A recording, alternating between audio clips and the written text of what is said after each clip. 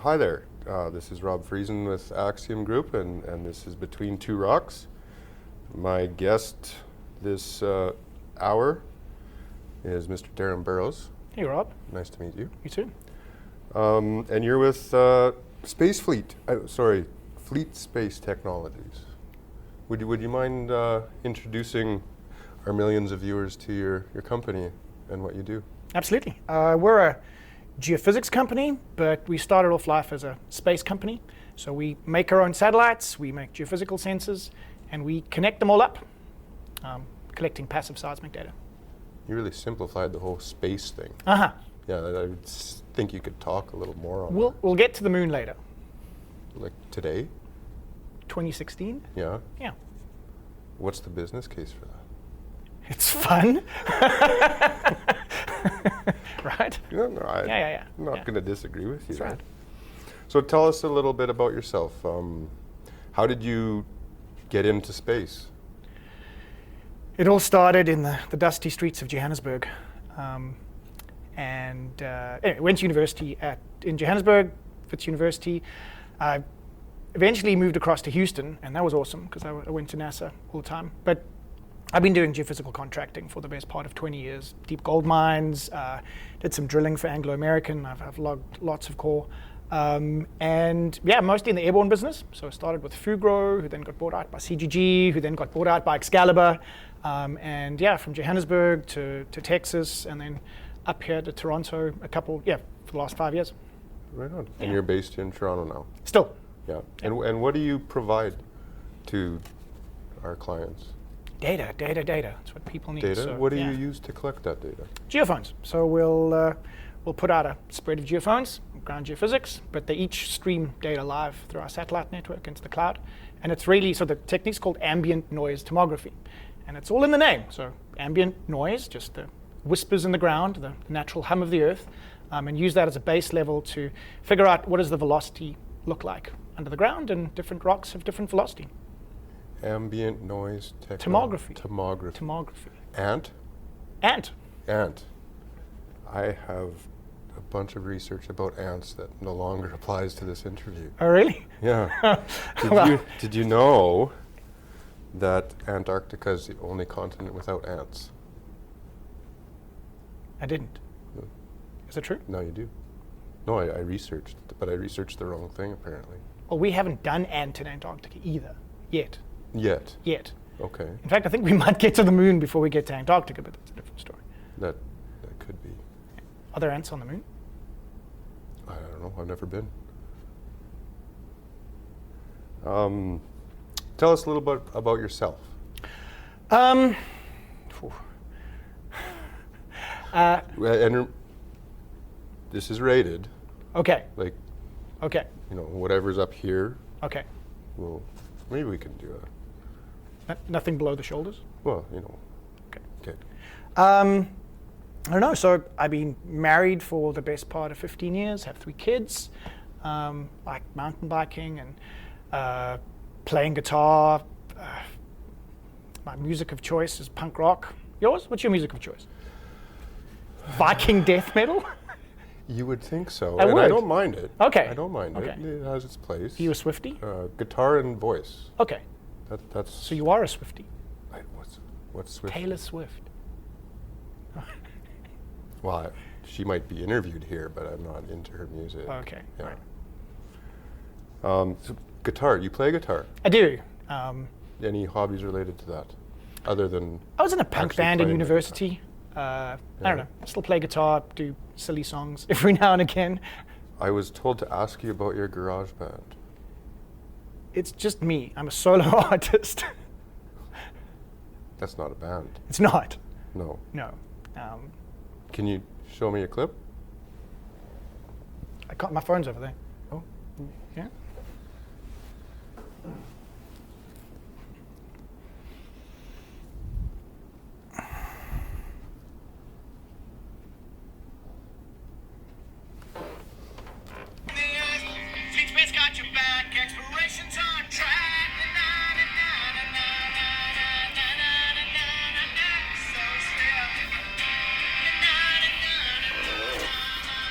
You need a drywall contractor. I Absolutely. My garage band is called The Pink Room. The pink. The Pink Room. So that's on purpose? It is, absolutely. Really? My dad's a contractor. I could hook you up and get some drywall on that. I live in Brampton, so we have cheap contractors. Do you? Yeah. Good. Yeah. Copper, gold, porphyry.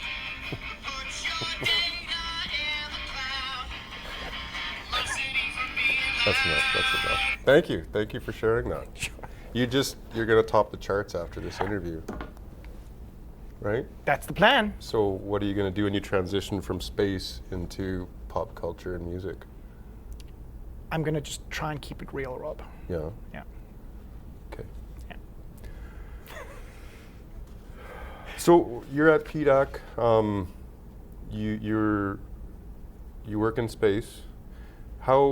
What message do you want to get out to our audience, and what questions do you have for Axiom? So I guess I really like to see what's happening, how the mineral industry is transitioning. It's starting to become far more about data, real data. Let's collect data quickly. Let's get into the hands of the people making decisions. And that goes with drill core as well. You're now starting to get proper digital data collected from drill core, not some geologist that's just looking at the core. You still need the people, you still need the geologist to interpret things, but far too often people have a pet project that they want to see succeed, even though, if they're really being honest, the data doesn't support what they're saying. But I think I see the industry transitioning more to making proper data-driven decisions instead of just pet projects that should die. How do you ensure that the data is valuable and focused? Because we're living in a world where, as you said, data, more, faster, but it's one thing to have lots of data, but what do you do to focus it and make it usable? I mean, what we do at Fleet is we try not just sling data at clients. We are pretty big on setting expectations, so part of what I do is work with clients to figure out what is your use case, what are you trying to see, let's do some sensitivity analysis, let's make sure that the type of data we're providing is actually going to make sense to you. And then we really hold our clients' hands throughout that data collection and processing, so that every step of the way they can give us feedback to go, yes, what you're seeing makes sense to us, or no, that's not how we see it in our heads. Why is the model reacting in that way? And so it really is quite more of a partnership than really just slinging data. And at the end, we'll help interpret some of the basic geophysical signals we see. But then we've also gone and we've tried to make this data as friendly to the consulting world as possible. They're the people who have the most time to sit with clients and really work through all the little tiny detailed value that you really need to make a discovery. So we deal with a lot of the big gross geological mapping stuff, but there are hints in that data of things people want to see, and you need multiple data sets. You need to relook at your drilling once you've done the geophysics. It really has to be a team effort, but guided by data. So you still need people, but people need to be focused onto through the data about looking at valuable parts of their property. Nice. Yeah. So, people, do you have any partnerships, or how do people get a hold of you to engage you and use your technologies? I mean, the website's obviously a good resource, and we're at various conferences throughout the world. We have partnered up with Axiom, and so we're doing a lot of work with Axiom in the Athabasca Basin. How's that? What do you mean? Well, I've heard mixed things about Axiom. Really? Wow. I don't know. I mean, between you and me, it's good. Okay. I'm curious about your perspective. You live in Saskatoon? Yeah. I was amazed at the amount of tattoos in the bars. I was like, whoa, I thought this would be like a conservative little What's part wrong of with tattoos? No, I like tattoos. Do you have Sure? tattoos? Well, I can show you later. Okay. You have to buy me a drink, though, first. Oh, Nothing comes easy around here. so needy.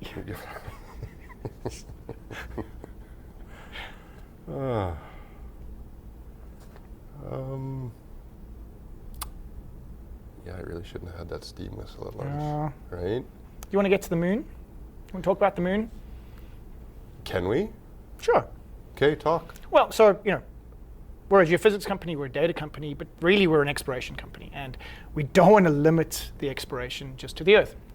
And so we have a very successful exploration company here, but we've partnered with NASA on a couple of interesting things. So we were imaging it's called a rock glacier in Wyoming.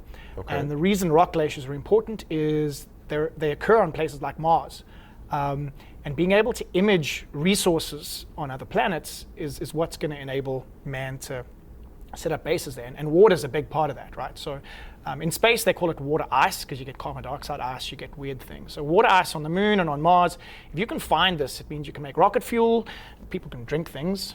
If you take enough barley and wheat, you can probably make some beer. Because everything that you can find in situ is just helps you massively from an economics and a mass point of view. So It's economical to mine on Mars? you don't want to mine on Mars, you just want to find the water so that you don't have to take the water from Earth. Because water's heavy. Yeah, Yeah? yeah, So I can see that. So, and we're actually in the Canary Islands right now doing a deployment, imaging lava tubes. So lava tubes are something else they want to find on the moon, because ultimately if there's a moon base, people are going to live underground because the moon has no atmosphere, so that's a pretty harsh radiation environment. So Yeah. if they can find a tube that's already been excavated due to volcanic activity, that's better than trying to, go dig stuff up and make an underground base. So we've done a couple of partnerships like that, and then in January 2016, we'll be sending a geophone to the moon, bit of an experimental geophone for us, just one of them, and it'll be part of a commercial lunar lander made by Firefly Aerospace. So are you going to the moon? Not yet. No. Some might argue that I've been there many times, but Yeah, this interview is throwing me a little bit. I didn't expect the range of. We're here for rocks. that's right. Yeah. There were rocks on the moon. In fact, the moon was part of Earth, right? Well, yeah. It's interesting the perspective and the different conversation we're having compared to you should have seen the other guys. Oh, really? It was, rocks, geology. Plug in their mining company, wanting money. So I always wanted to be an astronaut, right? But guess what all of the NASA astronauts that went to the moon, guess the one thing they all had to train as? They all had to do geology training. All the Apollo missions were primarily a geological mission to the moon.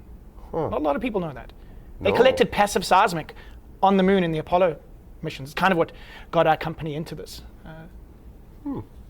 So those were geoscience missions So will primarily. Axiom be like, we've got prime candidates for your first moon mission then? You trying to stick your CV in? Or? No, I'm not a geologist. You're I- not? I have better things to do. What are you? I work in environment. Oh. Yeah. Oh. Wow. Wow. Yeah. What does that even mean? I don't know. That's why I'm interviewing people. When did the wings come, by the way? The what? The spicy wings? The food? This is a spicy wing show, right? I'm lost. Do we eat spicy wings? No, Like this that- is between two rocks. I thought it was spicy wings. No, wrong YouTube link. Is there any other messaging you want to get out to our millions of fans? Yeah. Trust your data, right? I mean, Yeah. we're scientists. There's, especially in geophysics, you make sure that the physics works first.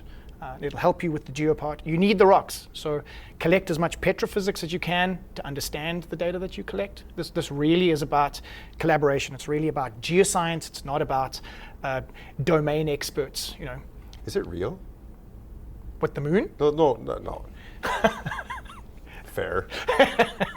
But where you're going and what you're looking at, it just seems very abstract Yeah. to the layman, right? Yeah.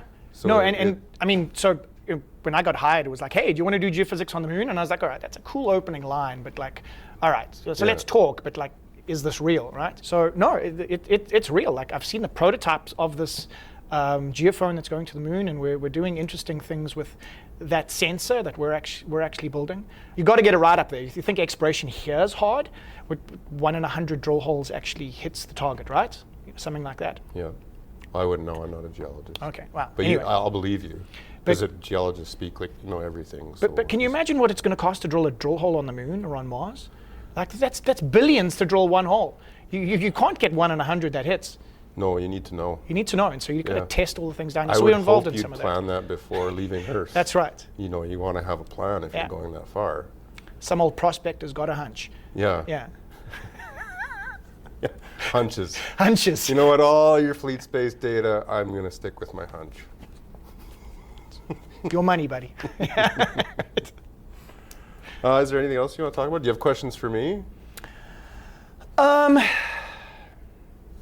What do you actually do at Axiom? Nothing. Nothing. No.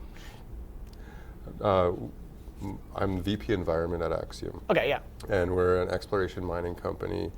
We do geophysics and the exploration programs themselves. Part of that in Canada includes, and other jurisdictions includes, an environment component. Like auditing sort of thing, Permitting, counterbugs. Okay, permitting, okay. and then monitoring.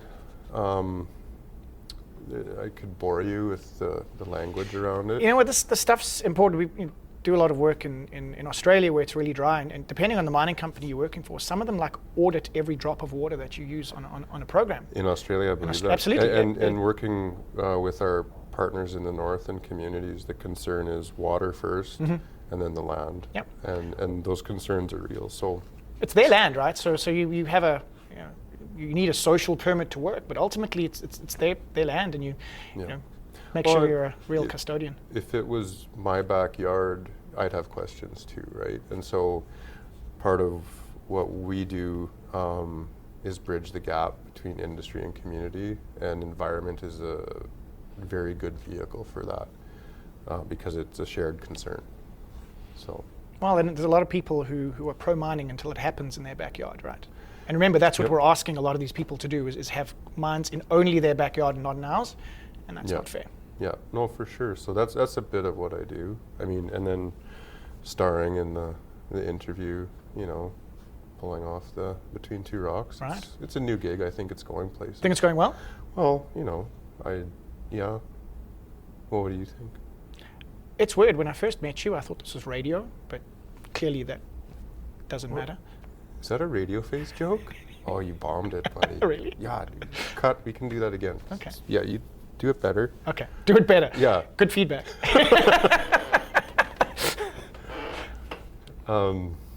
What's speed? And is it important to data correctly?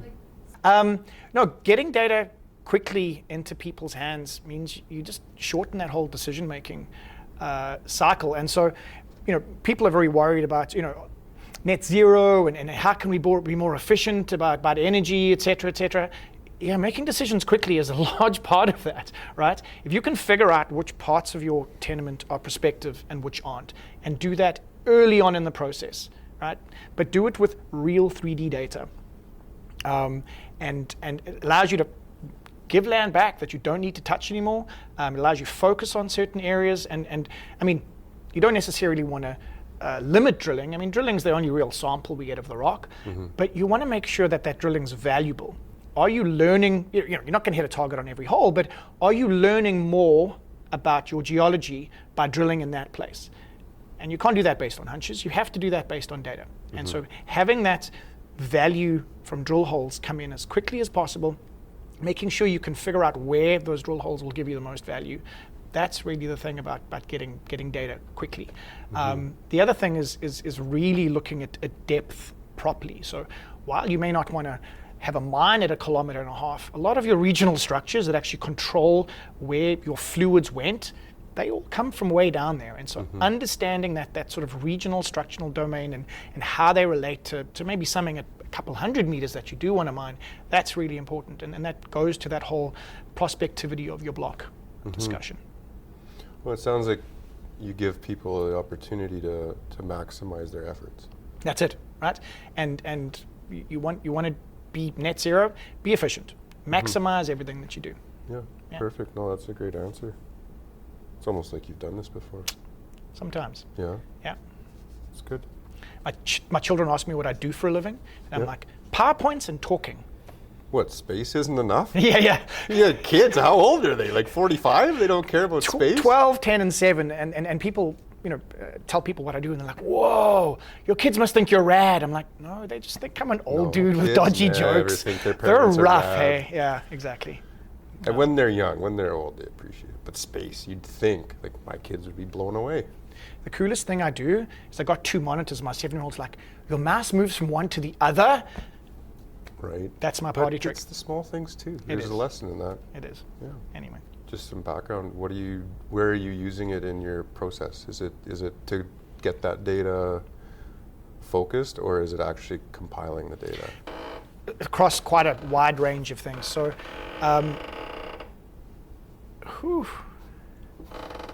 you're squeaky. Yeah. Should lubricate. So AI is important because it allows you to be efficient, as we were talking about earlier. And so we specifically use AI and machine learning in our cloud processing platform. And so our geophones are great. You can just come past the booth and see them. They're these big silver things. Satellites. You have a keychain of them, don't you? We do have a key. Did you bring me one? I didn't. Can you tonight? I can. Okay. I can. Actually, 2. You want 2? I got 2 boys. Okay. Yeah. Well, 3, because I want one too. Can you juggle them? Well, maybe 4, Okay. 10. You know what? You come past the end of the show, Yeah. and everything we don't want to take back to the office, you can have. No, because I don't want to haul. Okay. You just want me to clean up after you. That's right. I'm the star here. Okay. Yeah, we have That's right. people for the cleanup. Okay. Okay. Nice. So Yeah. back to AI. How do you?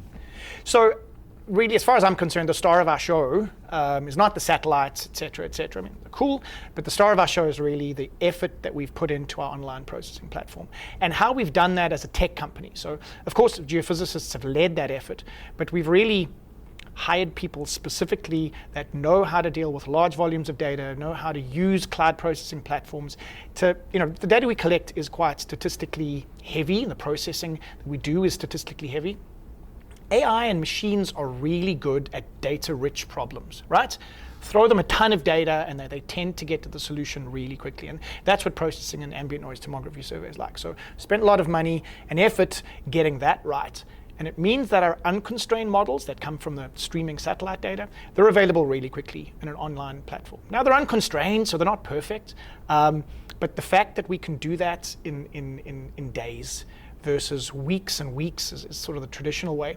And then give our geophysicists, it's not a black box. We have 8 or 9 geophysicists processing the data, but we give them the best chance to be able to do their job efficiently. They don't have to go back and slog through massive big statistics calculations, etc. That's done through the cloud platform. And so they can really then take that unconstrained model and refine it, put constraints in, drilling data, other geophysics, and make sure that that model is as valuable as possible. So they don't do compute intensive tasks. Their job is to engage with the client, add the constraints, make sure that the model is valuable to the end user. And so that's where we're using a lot of the AI currently, and where we're moving towards is, like every company is trying to move towards, how can we figure out the recipe, the machine? What machine can we build where you take your data and put it in and it gets you a lot of the way forward, right?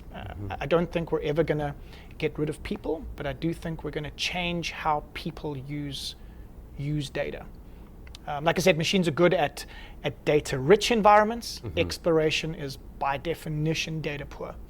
And machines are spectacularly bad at data poor problems. Thank you for your time.